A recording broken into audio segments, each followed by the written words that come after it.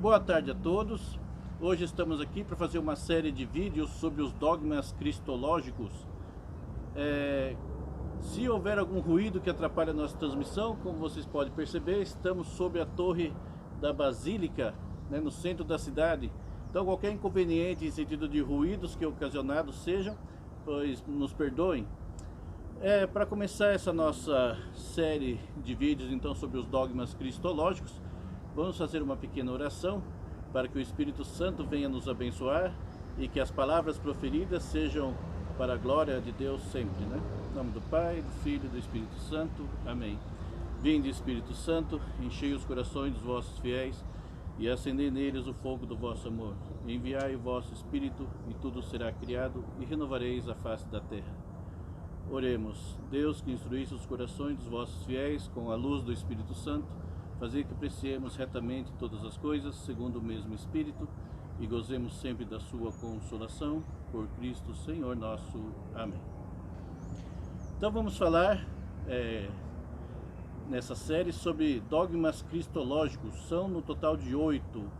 Mas antes, como convém, sempre, numa das minhas conversas com o Padre Maicon, pároco aqui da nossa Basílica Nossa Senhora do Belém, em Itatiba, comentando com ele sobre, às vezes, quando fazemos esse tipo de vídeos mais teológicos, ou mesmo em relação à homilia, muitas vezes a gente crê que aquele fiel que nos escuta, aquela pessoa que comparte os meus vídeos, às vezes a gente se engana crendo que a formação que ele tem, muitas vezes é igual à formação que nós temos. Então a gente usa muita terminologia teológica ou filosófica, um cuidado que eu tenho também nas minhas aulas de filosofia, e às vezes a gente cai nessa expectativa falha, achando que aquela pessoa que nos ouve de fato está nos entendendo, e às vezes acabamos falando para as paredes, porque nem eles nos entendem, porque é da linguagem, e então fica falho, porque um dos objetivos é dar a entender a fé católica, nesses vídeos, e inclusive a homilia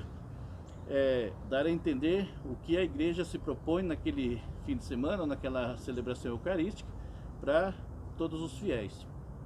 O que difere na missa é o público, se é uma missa mais para jovens, se é uma missa mais para adultos, o pároco, o padre, com o seu conhecimento, ele consegue discernir a melhor forma de levar aquele evangelho, boa nova àquele público.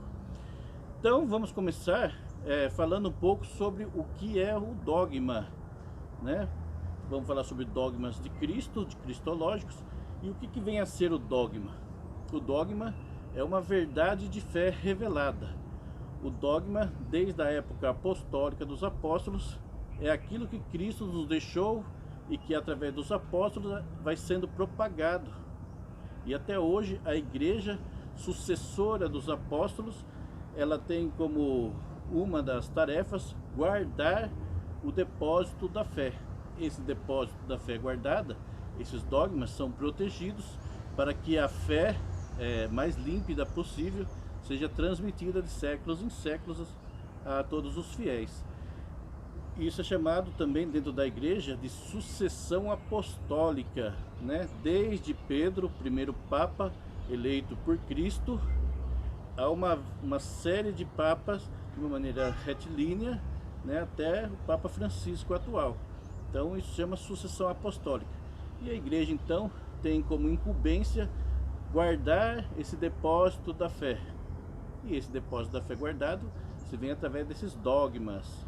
Dogmas então são uma série de verdades reveladas, a qual a igreja depositária dessa doutrina, dessa fé, divulga à população nas diferentes épocas qual é a verdade que a igreja protege, a verdade que não é outra senão o próprio Cristo. Essa verdade, esse dogma, ele é imutável, ele não muda. É uma verdade de fé que você, como eu, sendo cristão, sendo católico, apostólico romano, deve resguardar, Nós, católicos, apostólicos romanos, não cremos apenas na Escritura apenas. A Escritura é fonte de revelação, mas também temos a doutrina católica e temos o magistério. Então, o magistério e a doutrina, a tradição católica, é onde a nossa fé também está embasada. Diferente de outros irmãos protestantes, onde é só a escritura ele se basa, não tem a autoridade papal, logo desfizeram-se do conceito de magistério e de tradição, não tem vínculo com o Papa, mas nós queremos ser cristãos, temos que abraçar, acolher toda essa doutrina, toda essa gama de conhecimentos que vem nos sendo passado. Então, o dogma é esse depósito da fé, essa fé implantada desde a época apostólica. O que talvez possa mudar é a maneira que esse dogma nos é transmitido, mas o dogma em si não muda, ele é perpétuo, ele é uma rocha, ele é, digamos assim, a base da fé católica. E ele é assim para manter também a unidade da Igreja Católica. A Igreja Santa, una, católica e apostólica, ou seja aqui no Brasil, seja em qualquer lugar do mundo, a fé católica é una, não há outra. Então, para a gente entender depois um pouco mais sobre esses dogmas, para vocês terem uma ideia, a história dos dogmas a gente não vai ver, seria muita coisa. Só de histórias dos dogmas, a livraria Loyola, sem fazer muito merchandise, tem 4 tomos. Não vai dar para a gente fazer tudo isso. Dentro da teologia católica é uma disciplina dogmática, não é? Vamos também, como tema introdutório, tentar entender um pouquinho o que é apostasia, o que é cisma e o que é heresia. É da heresia mais que nós trataremos aqui nessa sequência de vídeos. Uma apostasia, uma pessoa é apóstata quando ela repudia totalmente a fé e a doutrina cristã. Aí é um apóstata, repúdio total da fé, né? De qualquer aspecto da fé há um repúdio da fé como um todo. Quando há um cisma, há uma separação do seio da igreja, né? Uma separação, uma divisão dentro do mesmo credo religioso, como houve no ano 1054 o cisma do Oriente, onde nasceu assim a igreja ortodoxa.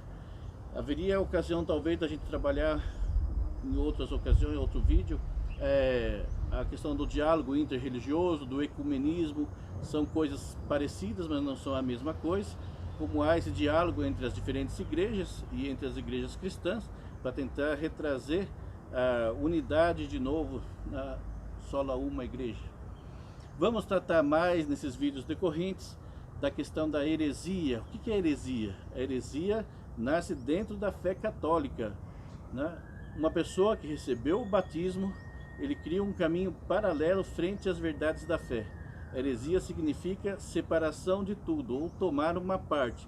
Então, é algum sacerdote, leigo, bispo, que toma uma parte da fé, traduza de maneira distinta do que é o entendimento geral da Igreja Católica e faz dela um outro caminho, toma essa verdade por um caminho diferente. Então nem toda heresia, nem todo herege, digamos assim, ele num primeiro momento ele é mau, né? A gente pode falar, esse herege é mau, isso é mais coisa de filme, né? O herege, ele pode ter tomado um caminho tortuoso em relação à tradição da fé católica, mas ele pode estar no caminho errado. Ele é chamado à conversão. Se ele volta ao seio da fé católica com toda a verdade que a igreja propaga, pois ele é acolhido de novo dentro da fé católica. O que ocorre é que muitas vezes esse caminho herético ele é tomado tão a duras penas que a pessoa ou aquele grupo que tomou como heresia aquela parte da fé católica, ele acaba também se tornando cismático, né? Então, vemos a figura de Lutero, que, por exemplo, no século XVI, ele quebrou com a parte da doutrina católica. Cremos que, de certa maneira, ele não queria, no primeiro momento, desfazer-se ele queria uma reforma, talvez, da igreja, mas o que acabou sendo foi uma contradição, né? Na tradução que ele fez dos livros da Bíblia para o alemão, tarefa árdua de Lutero, acabou deixando de lado. A Bíblia protestante, por exemplo, não tem o livro de São Tiago, né, onde fala das obras, e Lutero então foi herege por negar parte da doutrina cristã naquela época, e depois ele foi, né, acabou sendo cismático, porque rompeu com os sacramentos, doutrina da Igreja Católica, rompeu também com a serventia do Papa, né? Ele não aceitou mais o Papa como chefe da igreja.